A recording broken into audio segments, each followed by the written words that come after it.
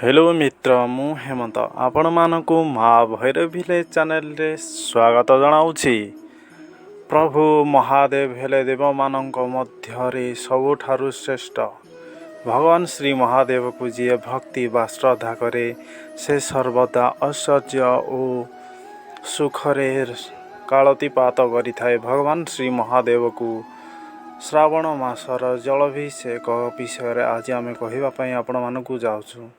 भगवान श्री महादेव को जलाभिषेक करने द्वारा चतुर्वर्ग फल जीवन रे प्राप्ति होता है। भगवान श्री महादेवर श्रावण मासर व्रत अन्यतम। भगवान श्री महादेव को जी श्रावण मासरे जलाभिषेक करि थाए ताहार जीवन सार्थक हो जाए। भगवान श्री महादेव को श्रावण मासर प्रत्येक सोमवार प्रातः उठी जलाभिषेक करने द्वारा भगवान श्री महादेव अत्यंत प्रसन्न होइथांती। आसंतु एबे जानिबा काउडिया भाईंकर केउ काम करने द्वारा भगवान श्री महादेव अत्यंत क्रोधित होइथांती। जदि आपण जणे काउडिया भक्त तेबे एही कथाटी को प्रत्येक मन रखिबे। नंबर 1 भगवान श्री महादेव को जलाभिषेक करने नेउथुबा जलरे केबे भी हलदी मिसांतु नहीं बा भगवान श्री महादेव पाखरे हलदी लगांतु नहीं।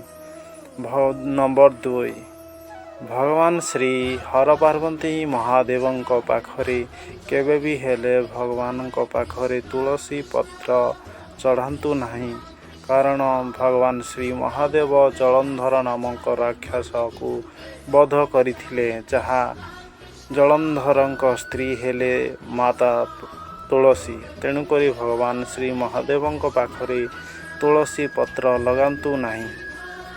नंबर 3 भगवान श्री महादेव को दर्शन करने पूर्व भगवान नंदी पछ पाखरे रही दर्शन करने पड़ी थाए। ताहाले आपण भगवान श्री महादेव पाखरे आपण कथा पहुँची थाए। जदि आमर यही चैनल को सब्सक्राइब करना तेबे एबे ही सब्सक्राइब कर दियंतु और तले थिबा बेल आइकन घंटी को बजाई दियंतु। हर हर महादेव।